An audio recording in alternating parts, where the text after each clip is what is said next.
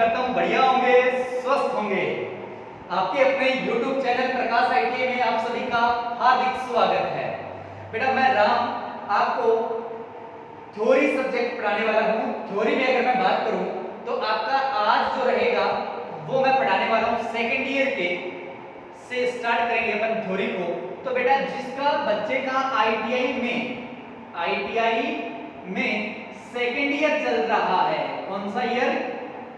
Second year चल रहा है, उस बच्चे को मैं पढ़ाने वाला हूं। और ध्यान रखें कि सेकेंड ईयर में आपकी इलेक्ट्रिकल मशीन आती है, बहुत ज्यादा वेटेज रहता है आपका इलेक्ट्रिकल मशीन से।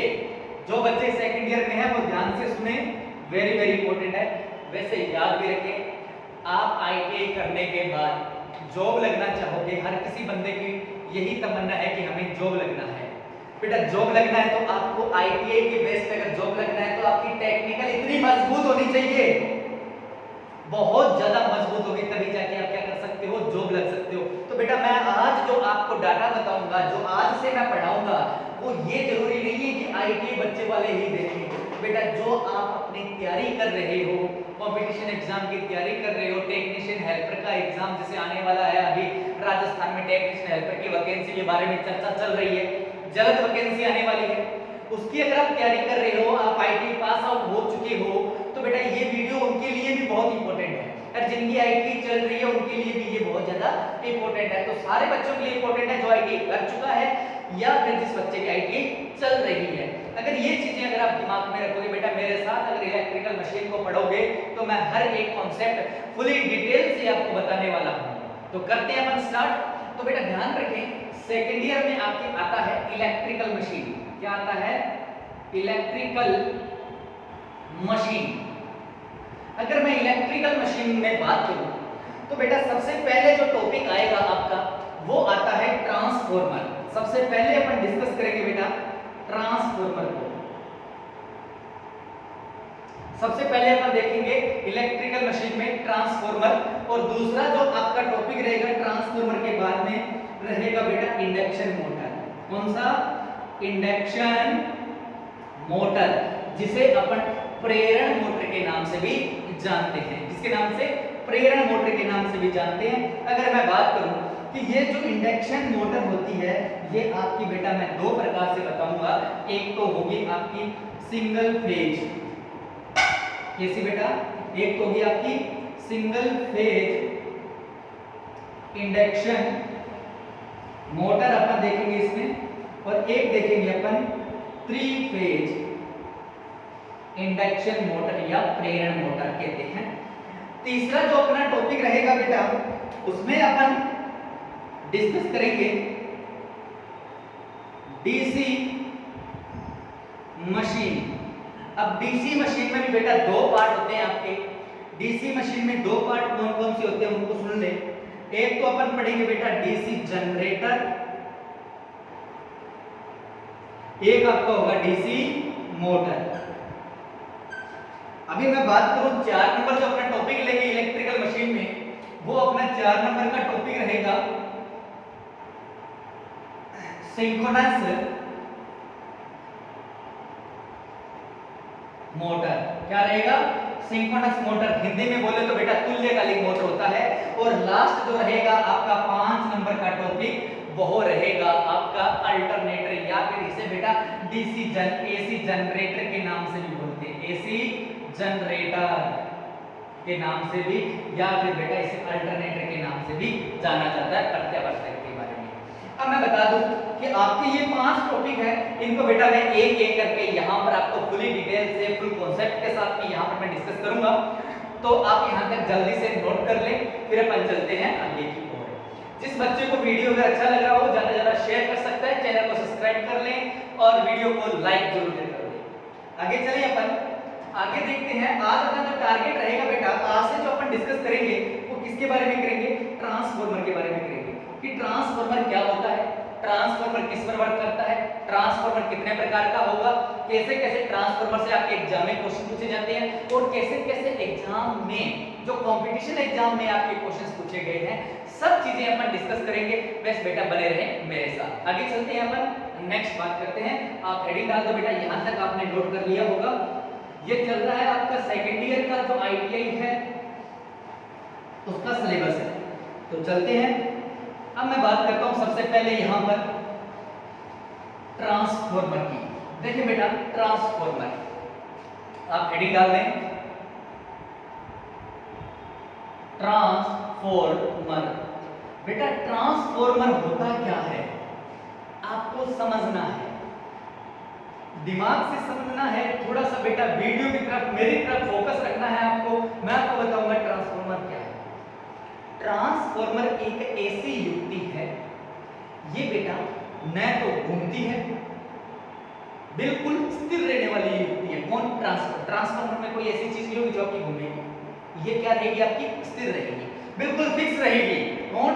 ट्रांसफॉर्मर। करता क्या है बेटा? आपके दिमाग में आ रहा होगा सर ये करता क्या है? बेटा ये क्या करता है, अल्टरनेटिंग क्वांटिटी को, प्रत्यावर्ती धारा को एक सर्किट से दूसरे सर्किट में ट्रांसफर करता है। कौन? ट्रांसफॉर्मर। दोबारा देखो, ट्रांसफॉर्मर क्या होता है? एसी धारा को एक सर्किट से दूसरे सर्किट में ट्रांसफर करता है। कौन? ट्रांसफॉर्मर। ओके, क्या कहलाएगा आपका? ट्रांसफॉर्मर कहलाता है। ओके, तो इसको नोट करके लिख दे बेटा, ट्रांसफॉर्मर। ट्रांसफॉर्मर एसी धारा को एक परिपथ से दूसरे परिपथ में, एक परिपथ से दूसरे परिपथ में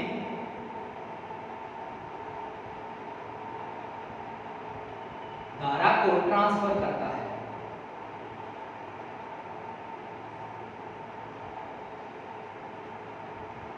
मतलब दूसरे सर्किट में आपकी धारा क्या करेगा? आपको देगा, एक सर्किट से दूसरे सर्किट में धारा देगा। कौन? ट्रांसफॉर्मर। पर इसमें एक लोचा है, पर इसमें आपका एक लोचा है। अब लोचा सुनना बेटा क्या है कि बेटा ये क्या करता है, एसी धारा को एक सर्किट से दूसरे सर्किट में तो दे देता है, पर इसमें प्रॉब्लम ये आती है कि आपकी जो फ्रीक्वेंसी होती है, या फिर मैं बात करूं पावर की, ये नहीं बदलता। आपका ओनली फॉर वोल्टेज और करंट को ही बदल पाता है। कौन? आपका ट्रांसफॉर्मर। तो इस चीज को नोट करें बेटा, आगे अपन देखेंगे ट्रांसफॉर्मर कैसे बनता है। कुछ बातें हैं जो आपकी फिक्स है, आपको याद रखनी है कि आपसे क्वेश्चन पूछा जाएगा ट्रांसफॉर्मर किसको नहीं बदलता? ट्रांसफॉर्मर, ट्रांसफॉर्मर शक्ति मतलब बेटा पावर और फ्रीक्वेंसी मतलब बेटा आवर्ती, किसको? आवर्ती को नहीं बदलता, आवर्ती को नहीं बदलता। ये बहुत बार एग्जाम में क्वेश्चन पूछा गया है, ये बहुत बार एग्जाम में क्वेश्चन पूछा गया है कि किसको बदलता है। तो आपको याद रखना है सर ये किसको बदलता है, किसको बदलता है। फिर जब बदलता है किसको नहीं है? बदलता नहीं तो पावर को और किसको? आपके आवर्ती को नहीं बदलता। अब बदलता किसको है ये दिमाग में रखना है बेटा। बदलेगा किसको? करंट या वोल्टेज को बदल के देता है। तो ट्रांसफॉर्मर में चेंज क्या रहता है? तो आपको याद रखना है कि ट्रांसफॉर्मर में या ट्रांसफॉर्मर वोल्टेज और धारा को बदलता है। धारा कैसे लिखते बेटा, इसको थोड़ा अच्छा लगेगा कि ट्रांसफॉर्मर वोल्टेज और धारा के मान को कम या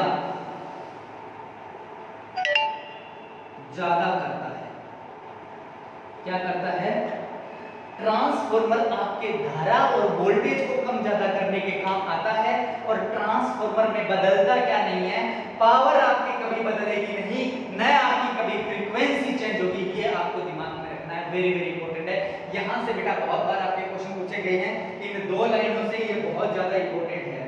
अगर आपको मैं बात करूं कि ऐसा क्वेश्चन आपके बहुत बार एग्जाम में आ चुका है, आईटीआई के एग्जाम में भी आ चुका है, और आपके कंपटीशन एग्जाम में की अगर मैं बात करूं तो उसमें भी पूछा गया है कि जो ट्रांसफॉर्मर होता है, कि जो ट्रांसफॉर्मर होता है उसकी रेटिंग किसमें होती है। ध्यान रखना कि ट्रांसफार्मर की रेटिंग केवीए में होती है। इस चीज को नोट कर लेते हैं बेटा। 2-3 लाइनें हैं जो आपको डायरेक्ट याद रखनी है, बाद में मैं बताऊंगा इसकी संरचना को लेके, कंस्ट्रक्शन किस प्रकार की होती है, कैसे कैसे ये काम करता है, अपन सब चीजें एक एक करके यहाँ से डिस्कस करने वाले हैं। तो मैं चलता हूँ सबसे पहले यहाँ से। देखें कि आपको पहले तो ये याद रखना है कि ट्रांसफार्मर की रेटिंग केवीए मतलब क्या होती है बेटा, किलो वोल्ट एम्पियर। क्या होती है बेटा, किलो वोल्ट एम्पियर में होती है। आपको याद रखना है, पूछा गया है, आपसे पूछेगा कि ट्रांसफार्मर में कितनी वाइंडिंग होती है। बेटा ये कुछ चीजें हैं, मैं आपको 7-8 लाइन लिखवा रहा हूं जो इंपॉर्टेंट है।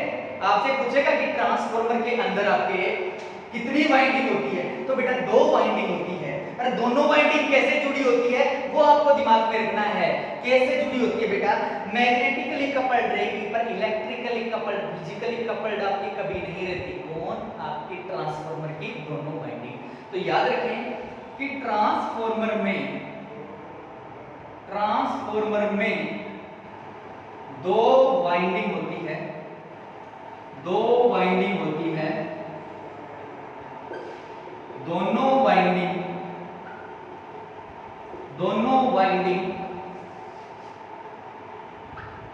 चुंबकीय रूप से जुड़ी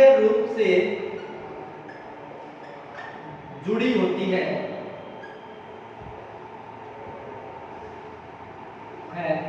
तथा चुंबकीय रूप से जुड़ी होती है तथा इलेक्ट्रिकली, याद में बोले तो विद्युत रूप से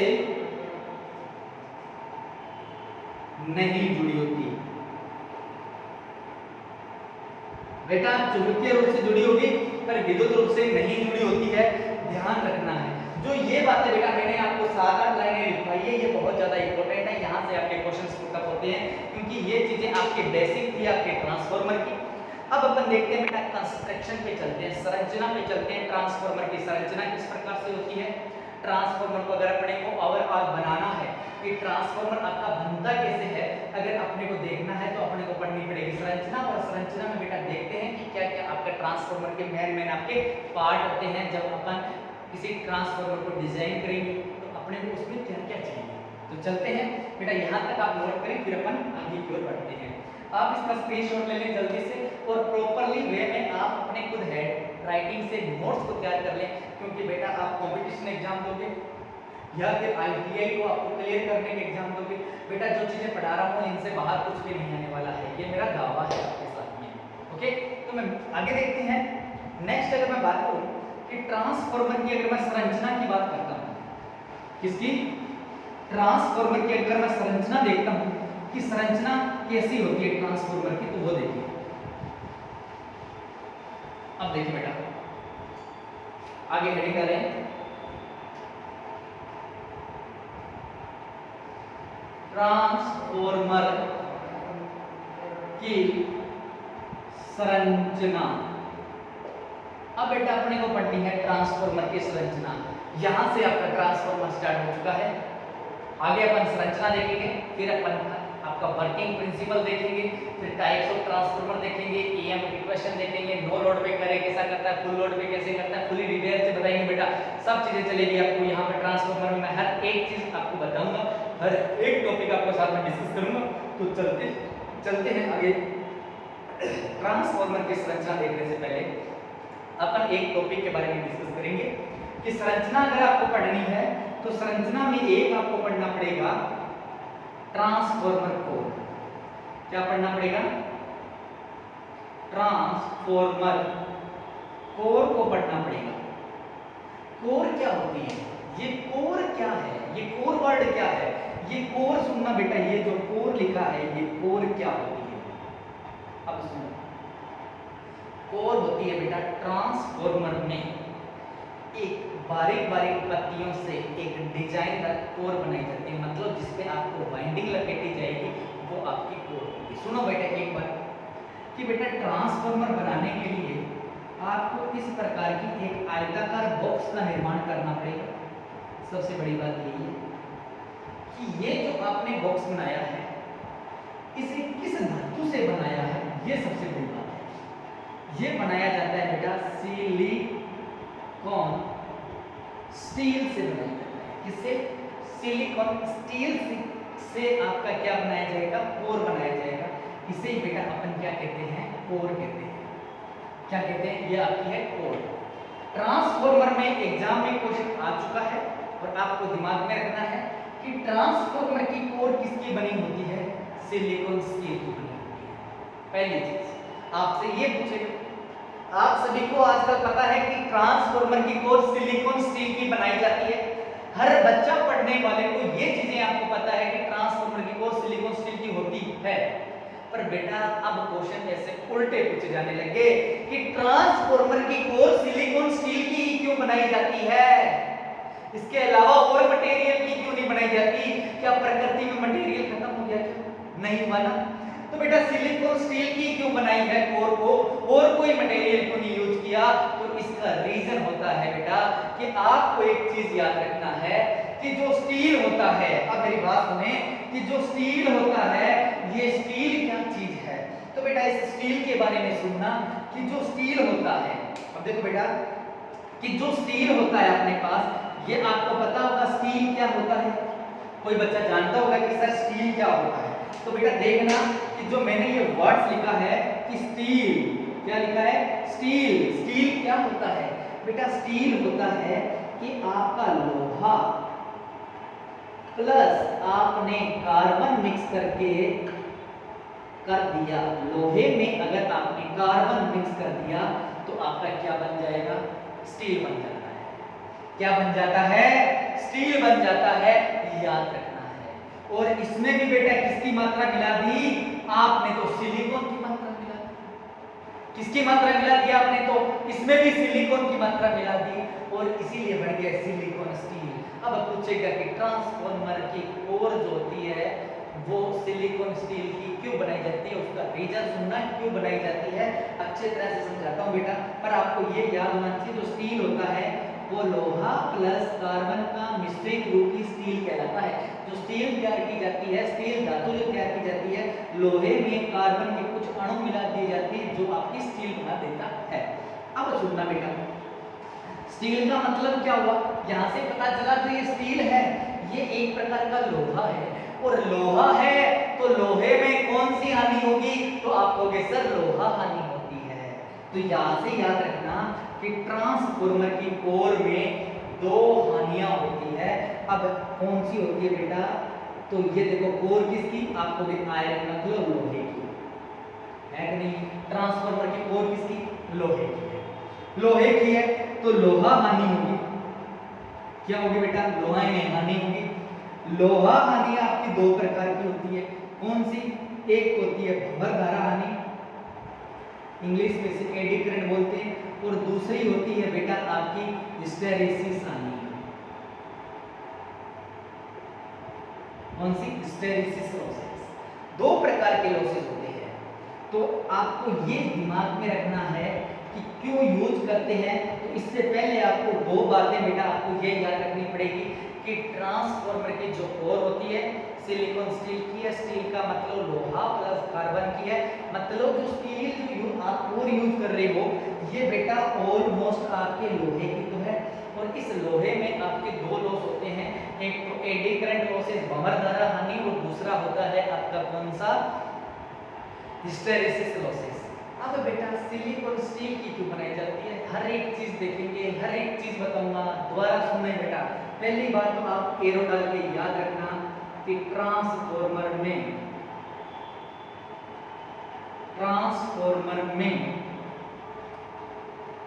कोर सिलिकॉन स्टील की बनाई जाती है। अब बेटा क्यों बनाई जाती है? क्योंकि हिस्टेरेसिस लॉस कम हो सके। क्या उसके हिस्टैरिसीस लॉसेस कम हो सके, इसीलिए किसकी बनाते हैं अपन, तो याद रखना है कि आपकी सिलिकॉन स्टील की बनाई जाती है। अब आपको ये पूछेगा स्टील के अंदर सिलिकॉन की मात्रा क्यों मिक्स करते हैं, सिलिकॉन के अंदर स्टील की मात्रा क्यों मिक्स करते हैं, या फिर मैं पूछे कि भाई आपने स्टील लिया, अच्छी बात है, सिलिकॉन और क्यों लिया, तो सिलिकॉन का मात्रा मिलाने से ही आपके हिस्टैरिसीस लॉसेस कम हो रही है। ओके, अब बेटा ये याद रखना कि सिलिकॉन की मात्रा कितने प्रतिशत आपकी स्टील में मिलाई जाती है, तो यहां से नोट करें कि ट्रांसफॉर्मर की कोर में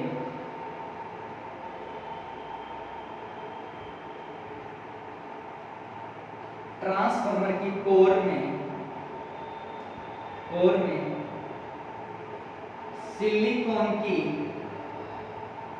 मात्रा 4 से 5% मिलाई जाती है। क्या की जाती है, 4 से 5% मिलाई जाती, हो गया, कितने प्रतिशत मिलाएंगे, 4 से 5%। अब आपके दिमाग में आ रहा होगा कि सिलिकॉन की मात्रा क्यों मिलाते हैं, हिस्टैरिसीस लॉसेस को कम करने के लिए। कितने मिलाते हैं, 4 से 5% मिलाते हैं। ज्यादा मिला दे तो क्या होगा, ये कॉन्सेप्ट है, ज्यादा मिला दे तो क्या होगा, तो आप कहोगे सर इस कोर के अंदर अगर आपने सिलिकॉन की मात्रा ज्यादा मिला दी तो जो कोर है ये भंगुर प्रकृति की हो जाती है, मतलब टूटने लग जाती है, थोड़ी सी चोट मारोगे कोर बिखर जाएगी। क्या हो जाएगी, कोर आपकी बिखर जाएगी। इसीलिए आपको क्या करना है, 3 से या फिर 4 से 5 या फिर 3 से 5% आपकी जो होती है वो सिलिकॉन की मात्रा रखी जाती है, ज्यादा नहीं रखी जाती है। हो गया, चलिए अभी मैं बात करूं, यहां तक नोट कर ले बेटा, फटाफट आगे चलते हैं। आगे अगर मैं बात करूं थोड़ा सा कि ट्रांसफार्मर में 2 लॉस होते हैं, कितने लॉस होते हैं, 2। एक तो हिस्टैरिसीस लॉसेस, एक होता है आपका एडी करंट लॉसेस। एक होता है हिस्टैरिसीस, एक होता है एडी करंट। हिस्टैरिसीस लॉस को कम करना सीख लिया, अब अपने को एडी करंट लॉस को कम करना है। इसको कम करना है, एडी करंट लॉस को कम करना है। तो अपन एडी करंट लॉस को कैसे कम करें वो सुनना। जो ये सिलिकॉन स्टील की आप कोर बना रहे हो ना, ये बिल्कुल बारीक बारीक इंसुलेटेड करके बनाई जाती है।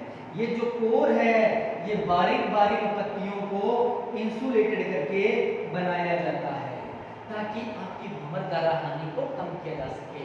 तो यहां से लिखें, नेक्स्ट ईयर डाल के, ट्रांसफॉर्मर की कोर को पतली पतली पत्तियों से या पत्तियों को इंसुलेटेड करके बनाया जाता है ताकि एडी करंट, हिंदी में बोलने एडी करंट तो बेटा भंवरदारा हानि कम हो सके। क्या उसके भंवरदारा हानि आपकी कम हो सके। चलो बेटा यहां तक आप नोट करें, फिर अपन आगे चलते हैं। तो आगे चलें, नेक्स्ट अपन देखते हैं कि अभी अपने को जो कोर बनानी है वो सिलिकॉन स्टील की बनानी है और बारीक बारीक पत्तियों से बनानी है। बारीक बारीक पत्तियों से बनाने का रीजन यही है कि आपकी एडी करंट लॉस कम हो जाए, और सिलिकॉन स्टील से बनाने का मतलब यही है कि आपकी जो ये कोर में जो हिस्टैरिसीस लॉसेस होते हैं वो कम हो जाए। मतलब ऑलमोस्ट आपका आयरन लॉस कम करने के लिए ही ये जुगाड़ चल रहा है, ये जुगाड़ कर रहे हैं जो अपन, ठीक है ना। और यही एग्जाम में पूछा जाता है, आपको याद रखना है। आगे मैं बात करूं, थोड़ा सा यहाँ तक आपका नोट हो गया होगा। अब अपने पास ये पूछेगा कि साहब अच्छी बात है तुमने तो ये कोर तो बना ली, ये जो कोर तो आपने अच्छी बात है बना ली, ये जो कोर होती है ये बारीक बारीक पत्तियों से आप बोल रहे हो मिलके बनाई होती है। जैसे मैं बात करता हूँ कि ये मेरे पास एक बुक है, ये प्रॉपरली आपको तो ऐसे देखने में बेटा बहुत बड़ी दिखाई दे रही है। देखो ये बुक निर्माण कैसे हुई, ये बिल्कुल बारीक बारीक पेज है, इसके अंदर बहुत सारे मेरी इतनी बड़ी बुक बन गई। यही बेटा आपकी ट्रांसफार्मर की कोर होती है कि इसमें ऐसे बारीक बारीक पत्तियां सिलिकॉन स्टील की जो इंसुलेटेड करके बेटा चिपका दी जाती है, तब आपकी कोर जो इतनी मोटी लगने लग जाती है। ये किताब की तरह ही कोर होती है। अब आपसे यूं पूछेगा कि ये चलो ठीक है, अच्छी चीज है कि ये तुम्हारी कोर है, ये मतलब कि ये जो बुक के पन्ने हैं, ये किताब के जो पन्ने हैं, पेज है, इनको मैंने माना कोर है। ये जो आप एक पन्ना ले रहे हो या फिर एक आप क्या ले रहे हो, पत्ती ले रहे हो सिलिकॉन स्टील की, इसकी मोटाई कितनी होती है, ये कितनी मोटी रखी जाती है, आपके जेईई के एग्जाम में क्वेश्चन आ रखा है। तो आपको भी ये चीजें याद रखनी पड़ेगी कि भाई अपने पास कितनी इसको मोटी रख सकते हैं। तो याद रखना कि ट्रांसफार्मर की जो कोर होती है, ट्रांसफार्मर की जो कोर होती है, इसकी मोटाई याद रखना बेटा। अगर ट्रांसफार्मर अपन 25 हर्ट्ज या 50 हर्ट्ज के लिए बनाते हैं, अप्रोक्सीमेट ट्रांसफार्मर बेटा आपने जो बात करें कि इंडिया के अंदर जो आपकी फ्रीक्वेंसी है, आवृत्ति है, वो 50 हर्ट्ज है, आप जानते हो। अगर आपने को 50 हर्ट्ज वाला ट्रांसफार्मर बनाना है तो आपकी कोर की जो मोटाई है, जो पत्ती की मोटाई है, इसकी पत्तियों की मोटाई जो लेनी है वो लेनी है आपको कितनी, 0.25 mm। कितनी लेनी है, 0.25 mm लेनी है। अगर आपको यही बेटा 25 हर्ट्ज के लिए बनाना है कोई ट्रांसफार्मर, 25 हर्ट्ज फ्रीक्वेंसी के लिए आपको ट्रांसफार्मर को डिजाइन करना है, तो पत्तियों की जो मोटाई रखी जाएगी वो रखी जाएगी 0.50 mm। याद रखना क्या रखी जाएगी। तो इस चीज को बेटा आप नोट करके लिख दें, बहुत इंपॉर्टेंट है। ट्रांसफार्मर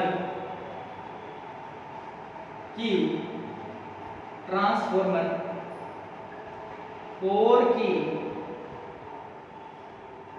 पत्तियों की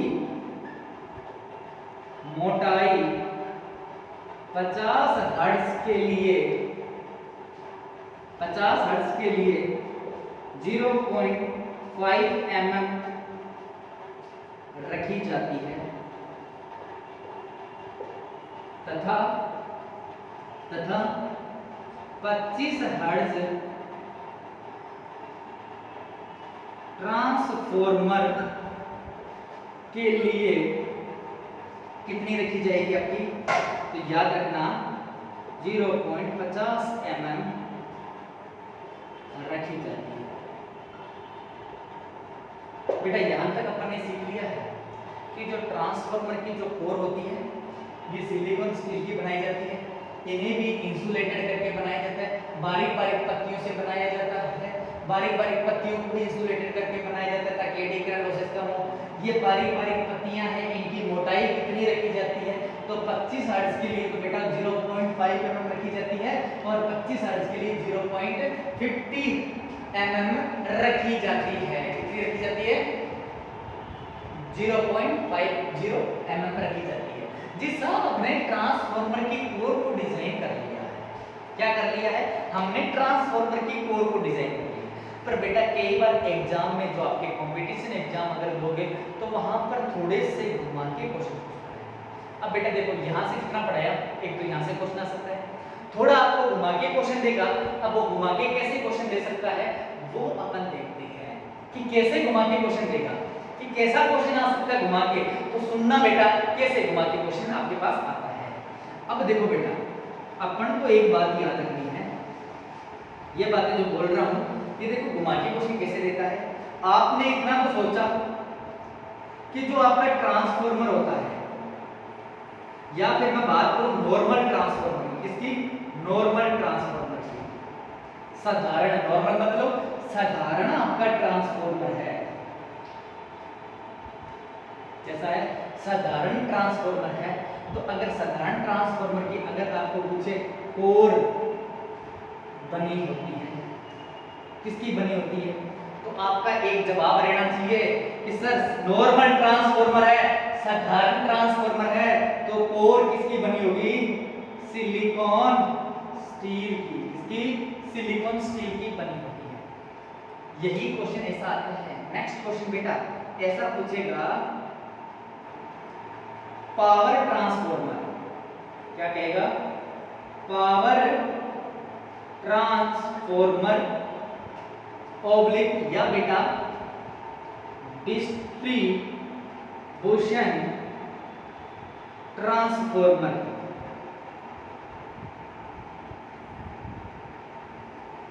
की कोर बनी होती है। भाई डिस्ट्रीब्यूशन ट्रांसफॉर्मर की कोर किसकी बनी होती है, ये अपने को देखना है। तो डिस्ट्रीब्यूशन ट्रांसफॉर्मर की कोर किसकी बनी होगी वो सुनना बेटा। डिस्ट्रीब्यूशन ट्रांसफॉर्मर, पहले तो ये पता होना चाहिए कि साहब डिस्ट्रीब्यूशन ट्रांसफॉर्मर होता कौन सा है बेटा, जो आपके घर के बाहर लगा हुआ है ना, आप कभी भी आपकी गली या मोहल्ला है उसके बेटा नुक्कड़ पे आप देखना आपका ट्रांसफॉर्मर लगा हुआ है, जो आपको क्या कर रहा है, सप्लाई को डिस्ट्रीब्यूट कर रहा है, आपके मोहल्लों तक, आपके पड़ोसियों को सप्लाई दे रहा है, उसी ट्रांसफॉर्मर से आपके घर में सप्लाई आ रही है, वो कहलाता है डिस्ट्रीब्यूट, मतलब सप्लाई को बांटने वाला ट्रांसफॉर्मर।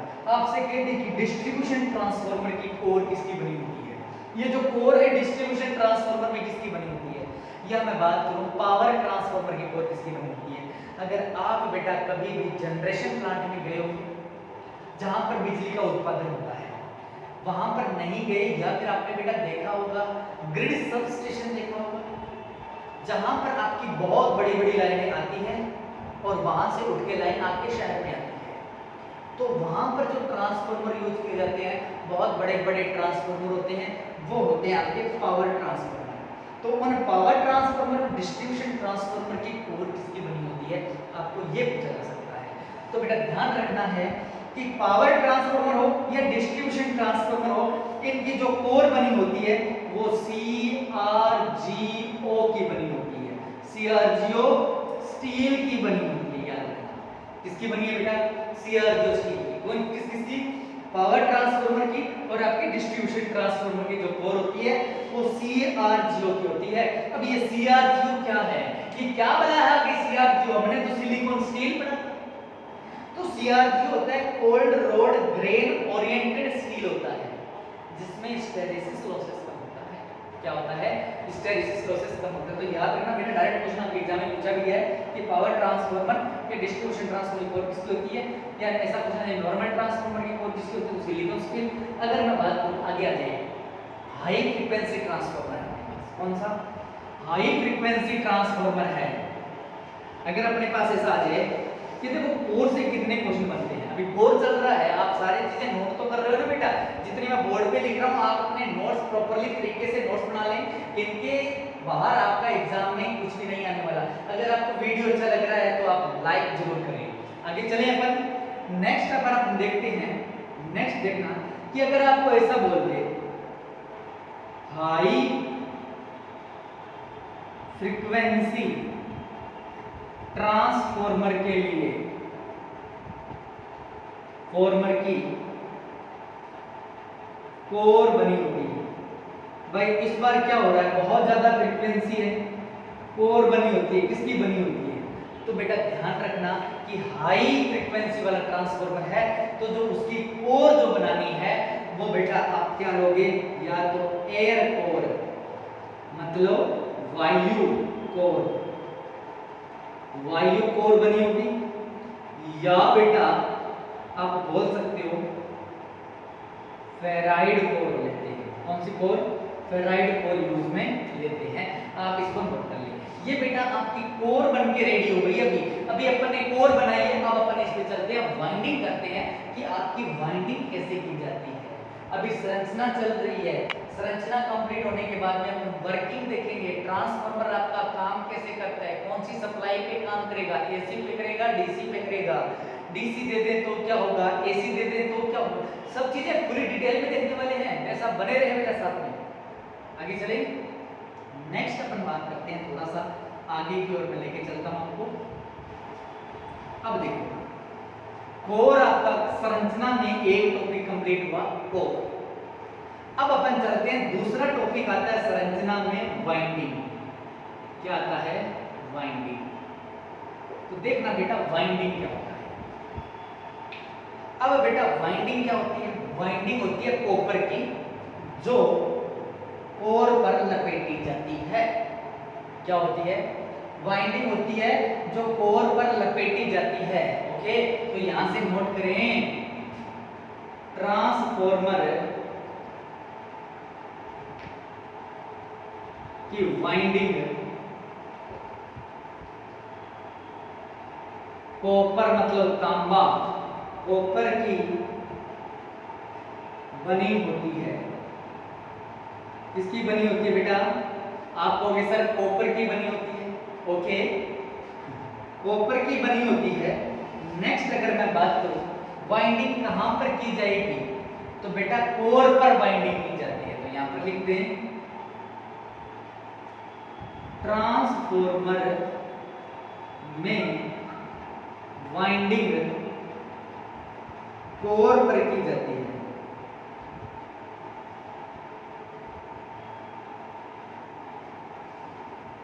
किस पे की जाएगी? कोर पे की जाती है। चलो ठीक है, तो कोर पे अपने को वाइंडिंग करनी है। वाइंडिंग कितने प्रकार की होती है? 2 प्रकार की होती है। अभी अपन पूरी डिटेल से और देखेंगे।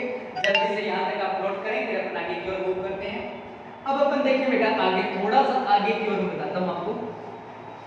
थोड़ा सा अगर मैं आगे की ओर बताऊं आपको कि साहब अपने पास आपकी क्या हो गई है, बन के रेडी हो गई है कोर, तो अपन समझ ली है क्या होती है। ट्रांसफार्मर पे अब वाइंडिंग करनी है। अब बेटा अपन क्या करते हैं, इस पे वाइंडिंग करते हैं। ये अपने पास कोर है, वाइंडिंग करनी है। तो बेटा वाइंडिंग कैसे करेंगे? ये मैंने कॉपर का वायर लिया और ये कॉपर का वायर बेटा मैंने क्या कर दिया, इसके ऊपर है, कोर के ऊपर लपेट दिया। एक तो यहां पर कर दी, एक कर दी बेटा मैंने वाइंडिंग कहां पर आपकी, यहां पर।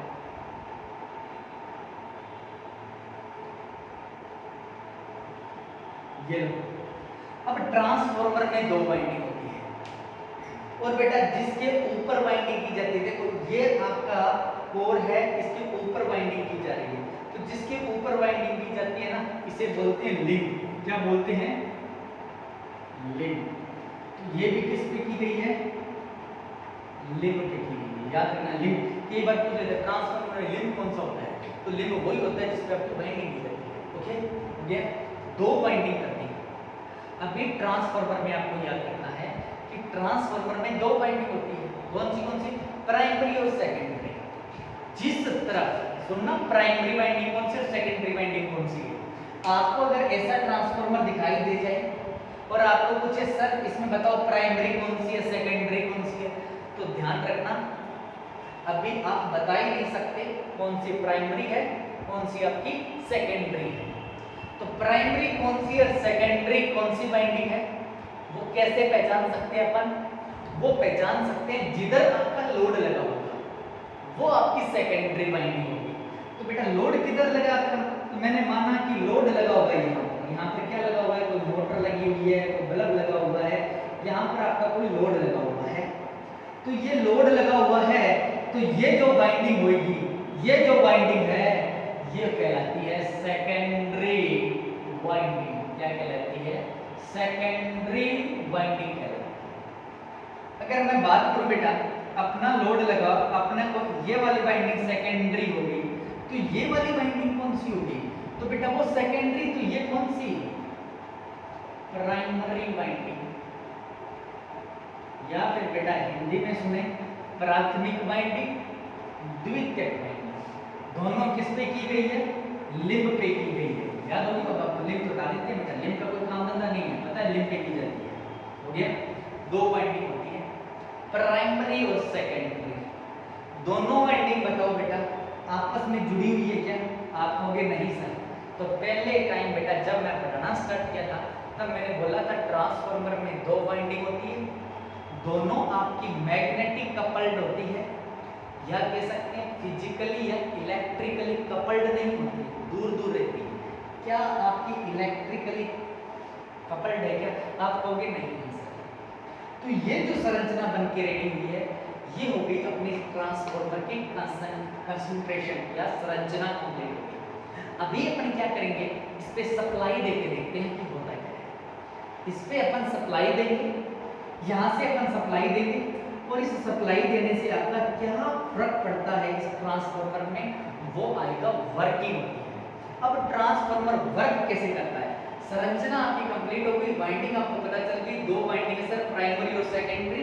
दोनों वाइंडिंग आपकी मैग्नेटिकली चुंबकीय रूप से जुड़ी हुई होती है, विद्युत रूप से खुली होती है, विद्युत रूप से जुड़ी नहीं होती है, आपको याद रखना है।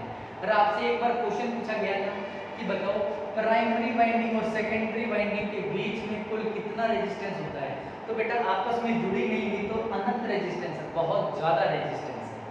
अब अपन देखेंगे बेटा ट्रांसफॉर्मर का वर्किंग प्रिंसिपल, कि ट्रांसफॉर्मर आपका कार्य कैसे करता है, उसके लिए मिलते हैं बेटा नेक्स्ट वीडियो में। तब तक के लिए बाय बाय। अगर वीडियो अगर आपको अच्छा लगे तो बेटा ज्यादा शेयर जरूर करें और लाइक जरूर करें। ओके, मिलते हैं नए वीडियो सब में, तब तक के लिए बाय बाय।